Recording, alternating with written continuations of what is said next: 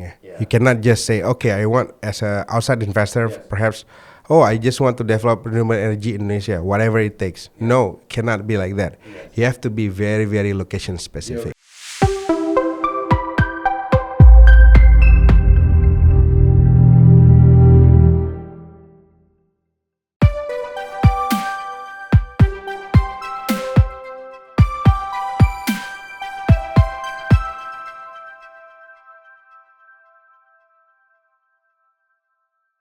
Hi everyone, welcome to the Askpert second podcast session of an industrial outlook for a particular industry with our distinguished experts. So start the session. Perhaps Pak Rengga, thank you very much for attending the session. And if you don't mind, would you mind to elaborate a little bit about who you are, your background, and everything about yourself? Sure. So my full name is Teuku Rengga Felamona, right? You can call me Rengga. I'm now working as a projects development head in Adaro Power. Basically, my day-to-day job is to develop a power projects, and now our focus is in renewable energy space. Yeah. I see. Okay, Pak. If you don't mind, would you mind to tell us a little bit about renewable energies in Indonesia? What are the hurdles and what are the potential as well and opportunities in this particular space? Right. Yeah. So I think the first thing that we have to understand about renewable energy is not all renewable energy have the same characteristic. So people tend to put, for example, fossil fuel as one category, and then the other category is renewable energy, right? However, renewable energy is not actually the same. So there are many types of renewable energy, obviously. So you understand about hydropower plant, the classic one, geothermal, and then the recent one, there are solar PVs, wind turbine, right? Waste to energy, of course, part of that as well. And later on will be hydrogen and all that. But we cannot put them in the same category, right? So, but the general idea is renewable energy is very location specific, right? For example, for geothermal, needs to be the exact source where the steam coming in. Hydropower plant needs to have a big river, right? Something like that. And for solar PV, for another example, is you need to have a location which have the best irradiation possible to generate more power. So that's the first thing you need to understand about we need to understand about renewable energy space. I see. Now, looking at how Indonesian archipelago spread out across islands, how do you feel about the what's the biggest challenges that you see right now industry players are facing when they start to deploy or start to invest in this particular space, renewable energies? Right. So as I mentioned earlier, that not all REs have the same characteristics, right? But the main reason why it's not the main challenges, I think, because it is expensive. But we have to understand why it is expensive, right? For example, Indonesia geography is, like you said, an archipelago. We're not continental like the US, China, Australia, even Europe, right? So that poses another challenges. The second challenges is the source on every island in Indonesia are different. For example, in Kalimantan region or Borneo region, the main source in that area, as you know, is coal, right? In Sumatra, the main sources, there are a lot of renewable resources in Sumatra, for example, hydropower plant, geothermal, and all of that. But the industry is also not exactly in the place where renewable energy sources are. I see. Right? For example, in Indonesia, as we know, the main industrial island is Java Island, right? And then how you can utilize renewable energy in, let's say, Papua to bring to Sumatra. That's very difficult. The third challenges, I think, is about the grid. Renewable energy will be developed well if we have a strong enough grid and it's all connected. Because Indonesia have like 17,000 islands, it's not all connected between each other, right? Even the big island is not all connected. Sumatra and Java has been, the government has been trying to connect that for years, right? To have a subsea cable from Java and Sumatra. But it's not realized. So we have those issue of interconnection between the islands. I see. And the fourth challenge is the characteristic of renewable energy is technically intermittent. Some argue that geothermal is not really intermittent, but the investment is so high in geothermal. some argue that hydropower is technically not intermittent because you can have all the water that you need to generate power. But technically, Indonesia we have dry season and wet season. Exactly. So it's also not it's also intermittent. What I'm saying, right? And obviously, the famous case is solar PV, right? Solar PV is super intermittent, right? So it's only produce like 16% of the day, right? So you cannot actually rely on pure renewable energy on that part. So I think that's the challenges that we face in Indonesia right now. I see. Now, if we're talking about, you mentioned about subsea cable, basically, Right. where you feel like the source of the renewable energy and the needs of the renewable energy actually happen to be in the different Spread places, out, right? right. Spread out across the archipelago. For example, like you mentioned about say like you have like a best place for solar panel in NTT or NTB, Right. but the needs of it is probably in Java, right? So Exactly. so it's quite spread out. Now we're talking about subsea cables now, and infrastructure covering all of these particular spaces.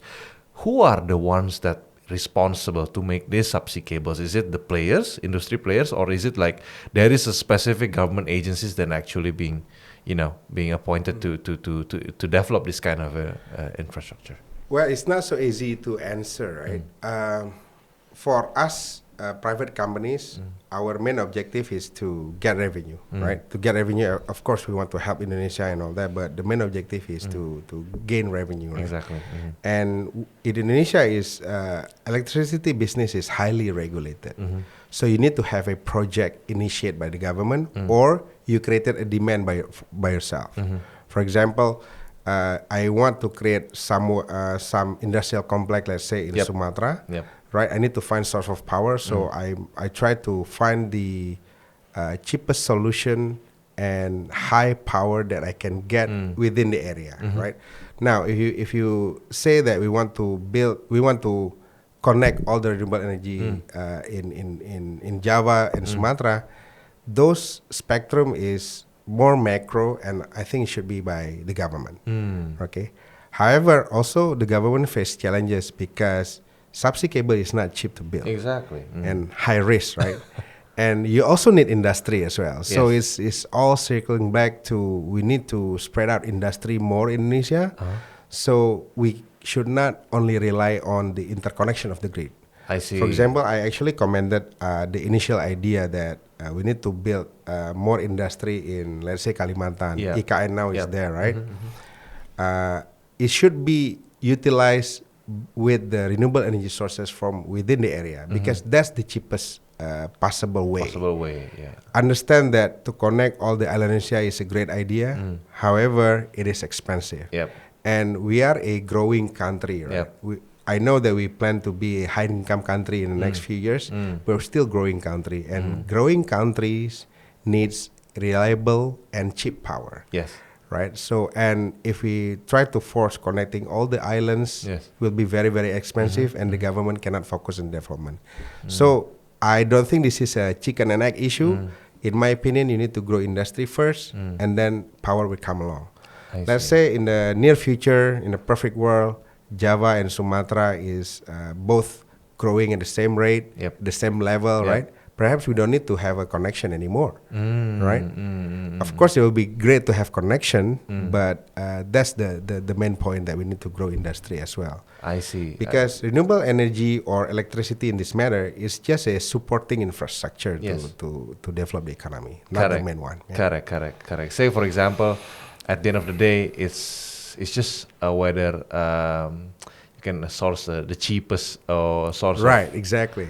Power basically to generate to supply to a particular industrial estates or projects basically, right?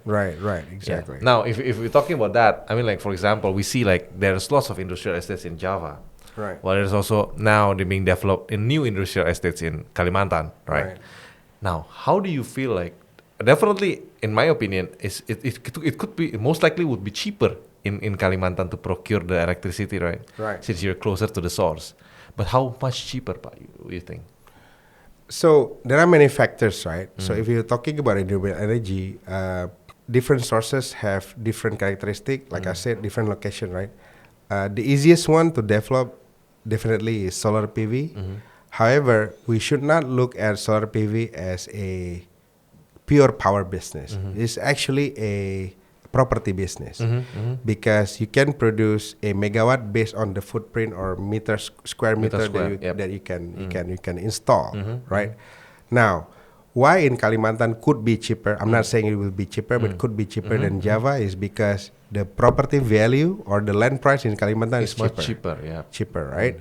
So if you can have a big industry there, right, with a cheaper price of land, you can get it cheaper. Yes, that's the first thought. The second thought is because now actually the solar PV business, the trend is slowing down. No, not the trend. Sorry, the price is slowing down. It's going down because I think 99% of producer of solar PV panels come from China, right? And they are oversupply now because of the trade war with the US and all that.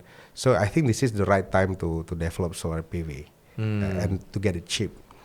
But the problem with solar PV is intermittent, right? The source of power is not always there, right?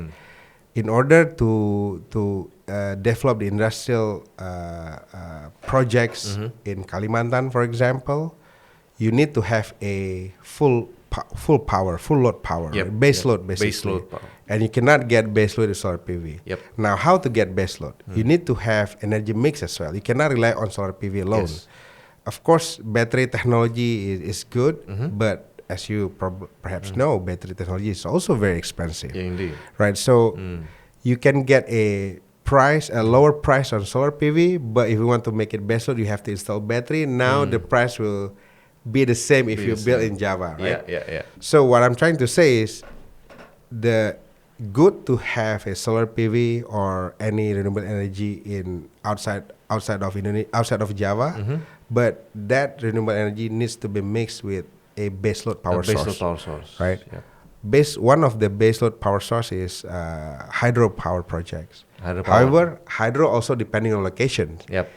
So you have to engineer the mountains and all that, right? So it's also expensive. Or we can still use a transition like PLN, for example. Although they plan to increase the renewable energy space, the new RUPTL by 2033, I think 75%. But in between, they also developing a transition energy such as gas, right? But again, the same problem occurs. Gas is not every place have gas in Indonesia, right? So we have to pick the right balance between developing renewable energy as well as providing baseload power. Exactly. So basically, the conclusion of this first segment would be like, when you try to develop a project, and basically, as you mentioned, baseload is very important still, while at the same time start slowly moving on to renewable energy to provide the intermittent load accordingly, basically. And finding the right location is very, very paramount, I think. You cannot just say, okay, I want, as an outside investor, perhaps, I just want to develop renewable energy in Indonesia, whatever it takes. No, cannot be like that. You have to be very, very location specific. Geographical specific. Yes, exactly. Near the projects. Near the source of the market, basically, right? To get it cheap. Near the source of power. And you have to find the cheap land. Cheap land as well. To develop. Now, that's the key takeaways for this first segment. Nearby the source of project, nearby the source of power, and find cheap land. That's the key. Okay, let's continue the second segment after this, Pak. Now, in the second segment, perhaps our discussion will revolve mainly from the perspective of a foreign investors. So, if I am a foreign investor coming, say, like from a particular country in Asia, wanted to invest in Indonesia, renewable energy business, what are the things that I need to consider? Okay, that's a great question. Right. For renewable energy business or any power business, it requires a lot of capex, right? And mostly when we do projects, everyone is doing it in a project financing scheme. So we're not going to use our own corporate money to develop the project, right? So we focus on the loan, basically. And the loan for international banks or any financial institution, they require a very stringent requirement, right? On environmental and all that. So, for example, we need to do Asia, environmental and social impact assessment, right? So, and to do that in Indonesia is, I'm not sure how they do it overseas, but Indonesia is quite challenging. Because to comply with the requirement of the lenders, normally lenders, when they want to give you a go on a financial close, then they're not only required that you have a technical capabilities of technical data that you need, but also they require that you comply with all the local regulations and permits, right? Yes. And local regulation and permits in Indonesia is still challenging, right? But it's not impossible. That's what I'm trying to say. That's number one. Number two, you need to, we talked about land earlier in the first segment. I think securing the land is also very, very important. Because there are some cases in Indonesia that you have, one developer have everything set up, but they cannot secure one tiny piece of land, they cannot reach the financial close. So land is very, very important. Now, I think those two okay, the third one is actually social issues, right? Need to take care of social issues as well. So those three main components. Now, if you talk about number one, regulation and permits, in order to develop a project or even to start something, you need to have a permit, right? The famous one is AMDAL, environmental permits. You need to do AMDAL. And doing AMDAL is not easy. Okay, there are a lot of requirements to do. You need to do a survey. You need to talk with the government entity to give you permit. There are series of site verifications. There are series of meetings and what have you. Okay, and when you do it, you need to do it properly, right? Because if you don't properly, you have to redo all over again, right? The other example is, for example, if you want to build subsea cable, for example, right? Just to do a survey itself, you need to have permissions. And nowadays, the government have organized it very well. I think they call it the national team, consists of 10 or 11 ministries and agencies and government agencies, from the Ministry of Marves, Transportation, even the Navy is there, right? So even to do a survey, you need to have permission. It's not laying cable. After the survey done, you need to have another permission. And then when you want to lay cable, you have to have another permission. So there are a lot of permits that you need to get. Secure before. Yeah, that needs to secure. So you cannot take this lightly, right? This is one of the bottlenecks of development in Indonesia. And when people coming in overseas never see Indonesia before, never doing business in Indonesia, they think they can do it easily. You have to think twice and spend effort and resources for this.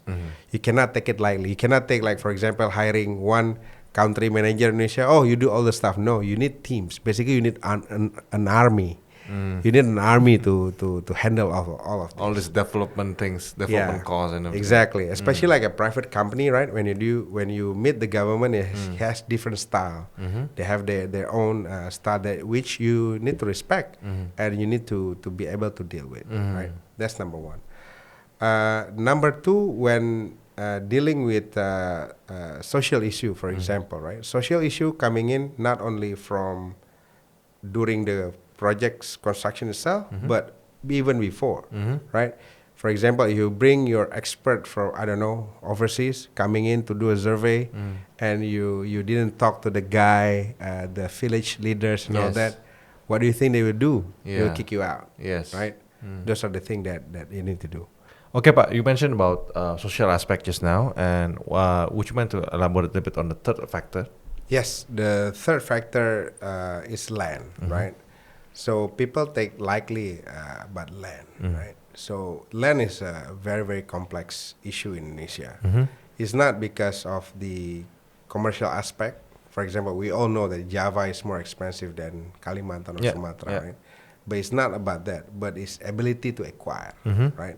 Because when you build any type of power, especially solar PV, you require a footprint, basically. You require a square meter, right? And those footprints, the land in those footprint that you plan needs to be in someone else's, or the government own it. For example, if the land is within the premises of premises of people you can buy, but not everybody wants to sell. Yes. Right, perhaps that's a heritage land Yes. or whatever, right? The other issue is when you want to build land, but you're facing with a protected forest area, for example. You need to have special permission to the government, right? So, and then, for example, also you need to lease the land. So there are many models of it. So you cannot just pay for it just to buy everything at the same time, but there are many models. For example, if you do in certain places in Indonesia, like Batam, the land owned by BP Batam. So you need to lease the land to them, with them, right?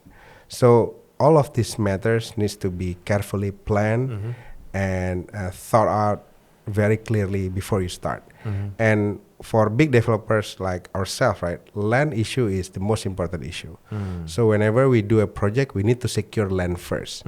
Many companies that I see coming to Indonesia, when they try to secure land, they're not fully bought the land, right? They just like a down payment first, or promising someone, if I win the project, I will buy from you.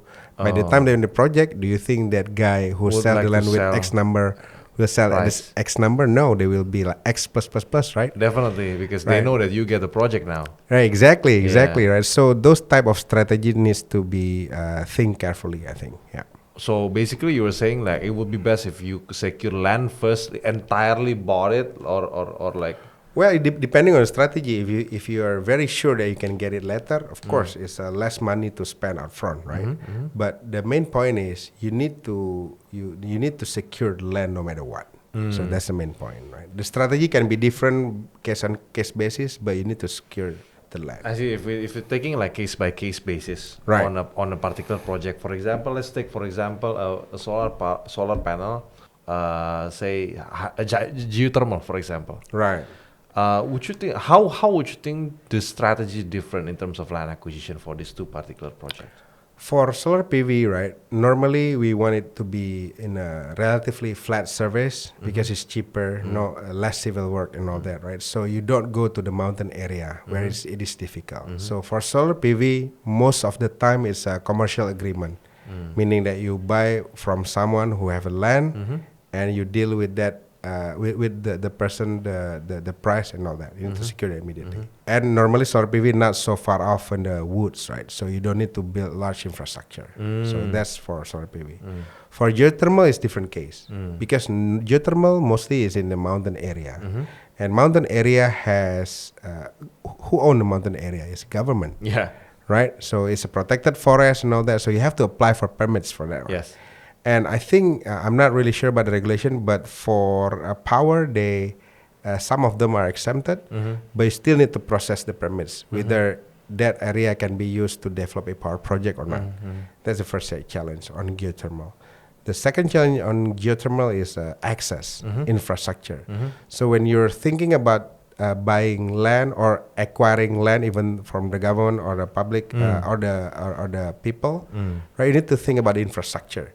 How you bring your equipment from one location to the mountains, right? You need to build roads basically, and building roads is not 1 kilometer, 2 kilometers. Normally in mountain area, you need to build a very, very long roads, and that's high investment. You need to secure those land as well. So that's why I'm saying when you secure a project, you need to secure the land first. And most people forget that when they want to secure land, normally they secure the land for the footprint of the plant, but not the infrastructure. You need to secure the infrastructure as well. I see. If not, how can you build? How can you bring the power? How can you connect? Exactly. I support you on that part. Okay, perhaps that's the second session. I think we would like to wrap second session on that front. Thank you very much, Pak. It's very clear. Now we will move on to the third session and go dig deeper, more on the revenue side. Welcome to the segment 3, Pak, of this podcast. So we would like to discuss more on the financials. So we would like to understand a little bit more about the cost. How much is the cost incurred to make, say, 1 megawatt of geothermal business, 1 megawatt of wind power business, solar panel, and also hydro? If you can elaborate a little bit on that. Sure. Yeah. So as I mentioned earlier, that renewable energy project generally is a very location or geographic specific, right? So basically, it's depending on many factors. For example, solar PV. Land price is the one of the biggest cost Components. structure for the overall cost. And land in Java versus land in Kalimantan or Aceh, for example, will be Different. very very different, right? But let's assume every prices are the same, right? So I think for solar PV, the cost per megawatt is the lowest compared to the others, right? Because the component for panel now is going down and the technology is going up. When I say technology, meaning that what you can produce per square foot or square meter is you can produce more megawatt now compared to 5 years or 10 years ago. Okay, so on that perspective, it's cheaper. For solar PV, is around for now it's around $0.7 million to $1 million per megawatt. So 700k to $1 million per megawatt. Per megawatt, yeah. For solar panel. For solar PV, yeah. Okay. Of course, depending on location and what have Yes. you, right? For wind, is another degree of solar PV in terms of location, right? Because you cannot get every good wind location in Indonesia, and normally when you can get a good wind location is on the hill area and what have you. So the cost for infrastructure is quite high, right? Cost for infrastructure. But the ranges for wind is around 1.5 to 1.8 million dollar per megawatt. 1.5 to 1.8 million dollars per Generally megawatt. speaking, yeah. Of course, with new technology, more infrastructure you can get, it will be much cheaper, or more expensive. Yes. For hydro, it's there's another degree on top of wind turbine. Oh, I see. Right, because there are two type of hydro. There are runoff river hydro. Basically, you finding the distance between the distance to get a power, or you dam. Right, the cost for runoff river versus dam also very different. Dam will be more expensive, right? So, but generally the cost per megawatt to build a hydro power plant is around 2 million up to 6 or 8 million dollar per megawatt, depending on location. Oh, $2 to $6 million. Yes, because it's very varies. Yeah, range is very big. Range is very big, especially when you dam.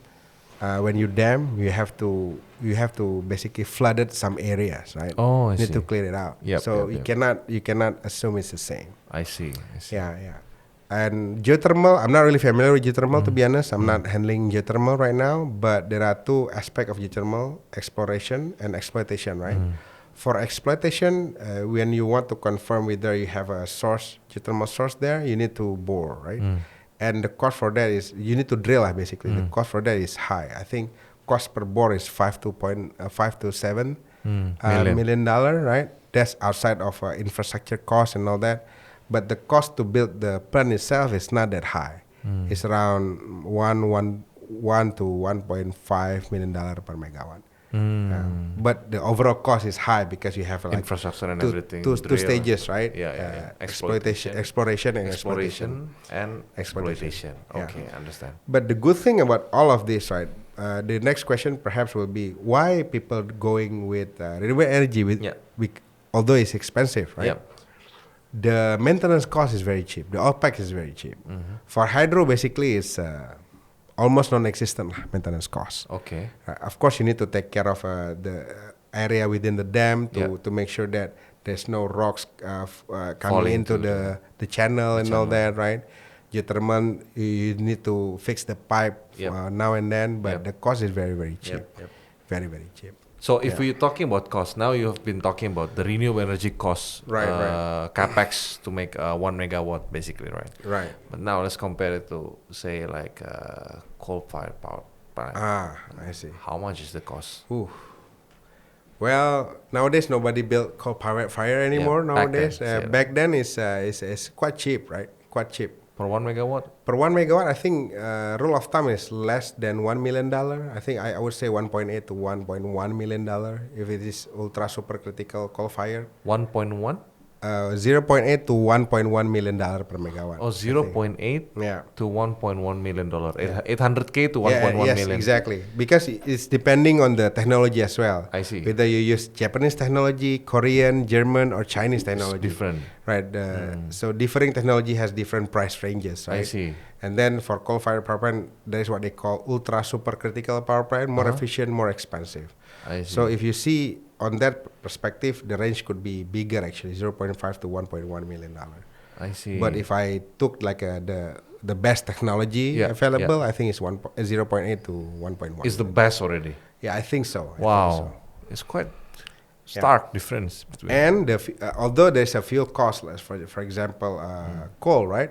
But we have DMO here, right? So Yes. you sell cheaper coal price to Indonesia, basically, Yes, right? yes. So, and it's stable, right? The Yeah. problem with renewable energy is it's not stable; it's intermittent. Right? Intermittent, yeah. So with the same megawatt, you produce more. Oh. So megawatt meaning capacity, right? Yeah. But if you multiply by hours and all that megawatt, if you convert it into megawatt hours, coal-fired power More stable plant, base load. coal-fired power plant not only stable base load but also produce more energy compared to solar PV, which is only like 16% of the time. I see. So those are the difference. Taker in this case would be like in Indonesia definitely would be government institutions like PLN, right? Basically. Right. Now, would you mind to elaborate us a bit about how would they structure their way of receiving this energy? Okay. So basically, in Indonesia, there are two types of off-taker, right? The first one is of course PLN. The second one is industrial complex. But there's a catch. This industrial complex can be off-taker if they have what we call izin wilayah usaha.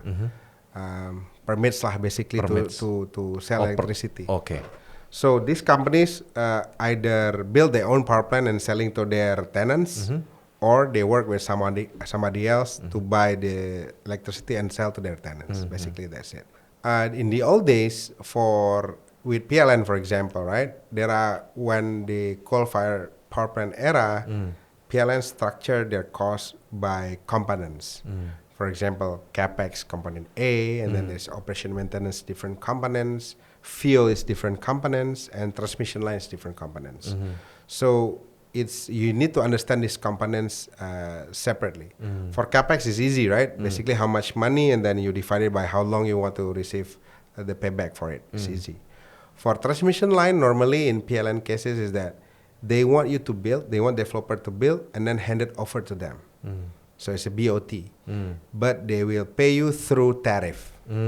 So let's say the tariff is 7 or 8 cents. It's based on 3 to 4 components. What component A, this much, B, this much, X, this much, right?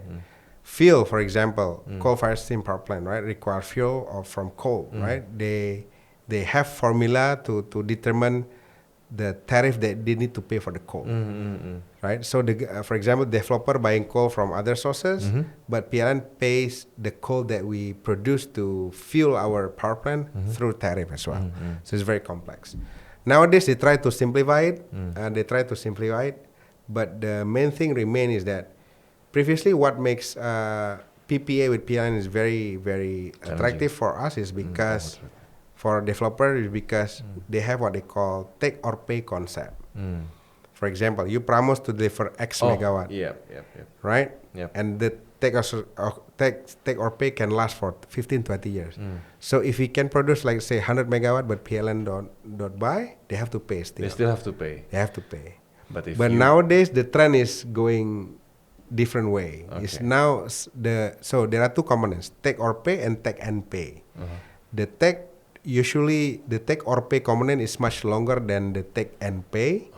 Now it's getting more balanced. So because PLN understand that volatile in the future they cannot forecast correctly, right? So for example, COVID, nobody know COVID will basically happen. you were saying PLN cannot predict correctly the demand of the electricity. Right, exactly. That's why the component now is getting the take and pay component is getting bigger. Now the one that you mentioned, if you promise 100 megawatt, then you Right. comply 100 megawatt. You take or pay. You comply 100 megawatt, but PLN do not need 100 to megawatt. pay. They still have to pay the gap. Yeah, so there are. Sorry, let me let me structure this in a better way. Yeah, sure. So there are two components of payment, basically by PLN or any other world, right? Yeah. There are take or pay components. There are take and pay components. Yeah. Take or pay meaning like it works. If you produce something, you take or you don't take, you have to pay. Yes. Okay. Right. That's take or pay. Take or pay. Okay. Take and pay meaning that I only pay when I take it. So if I produce 100 megawatt, I only need 5 megawatt. I only pay you 5 megawatt. Okay. But with that scheme, take and pay, there will be more risk on the producer side. Exactly, right? And sometimes depending on how you structure your finance, sometimes it's not bankable, not really bankable. Nah. So, for example, right? So the way we do it, the way conservatively people do it is that, for example, over 25 years of contract, 20 years, let's say, take or pay, and then 5 years is take and pay. Normally, the conservative way to calculate is that during the take and pay period, you assume zero. So you make money from the 20 years. Yeah, 20 years. So you don't even consider this 5. Yes, then it can be bankable. But if the take and pay component is higher, I don't think I don't think that many banks would accept, right? I see. Because the risk is high. I mean, you're a banking guy. Yes. Basically, and they laid out everything since the beginning, even before they start the project. Right? I see. But I think this is positive for us. Positive effort by PLN because it's forces developers to think more efficiently. Yeah. And you're not wasting government money, right? So it forces both way actually. So PLN needs to plan their demand correctly. We need to be more efficient in order to not wasting the government money. Correct. I understand in the beginning why they're doing take or pay because to make the Indonesian market more attractive and all that, right? But now PLN is very advanced. They know what they're talking about. So I commend them for that. I see. So basically, it's for the better Indonesia lah. Better Indonesia. Although it will be a little bit challenging for private developers, but it is what it is. We have to everyone is being pushed to be more productive, more efficient, it's good, right? Which is good. Basically, competition among ourselves. Yeah, exactly. I think that's the best way to move forward. Yeah. And I think lastly on this segment, I would like to a little bit highlight about the differences between the amount of money the amount of tariffs that the PLN pay to the producer, comparing between non-renewable and renewable. That's a good question, right? Because non-renewable or fossil fuel, mostly coal-fired now, still ongoing, right? And some of them have old tariff, old PPA.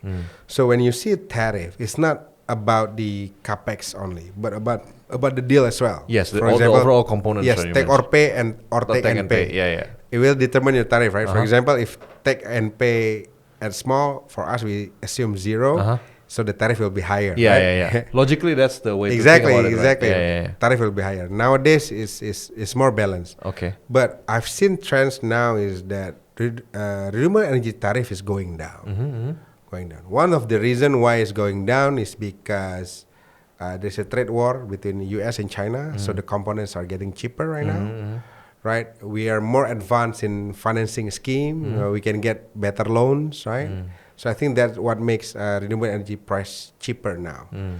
Even though the renewable energy doesn't produce as much as coal fire. Like I said in the beginning, 100 megawatt coal fire versus 100 megawatt wind turbine might not provide the same amount of megawatt hour. Yep. Right, because it's intermittent. Yes. With battery, it will be more expensive, but now I think renewable energy is lower than coal fire now, but doesn't produce as much. So renewable energy, let's say now it's like around 5 to 7 cents, right? Which one? Wind or solar PV. 5 to 7 cents. Yeah, 5. Someone told me the other day there are some developer bid like 4.5 cents. Okay. Right, but for coal, the old PPA for coal is around 7 to 8 cents or 9 cents. 7 to 8 to 9 cents. Overall components, right? So I think on that note, I would like to end this conversation. I think it's a very good discussion with you, Pak. We are very enlightened about how dynamics the renewables are these days, and we believe that moving forward, decarbonization is definitely one of the way to do things in Indonesia, and things will definitely get more efficient, as you mentioned. So hopefully, Indonesia can power itself using renewable energies, a more stable one going forward, less intermittent hopefully. Yeah, thank you so much, and thank you for having me. First of all, thank you very much, Pak. The second one is that what I want to see is not only foreign investor coming to Indonesia, but also like a Indonesian developing project in our own backyard. That's what I want to see. Definitely. And I really appreciate you invited me here, and you're one of the pioneer also on this kind of things, right? Because Thank I never thought that someone will invite me for a podcast on renewable energy, some serious topics, right? So perhaps next time we can find another subtle topics. Definitely, Pak. Definitely. Let's grab some coffee over after this. All right. Thank you so much. Thank you, so Pak. much. Thank you, for Pak. having me. Thank you.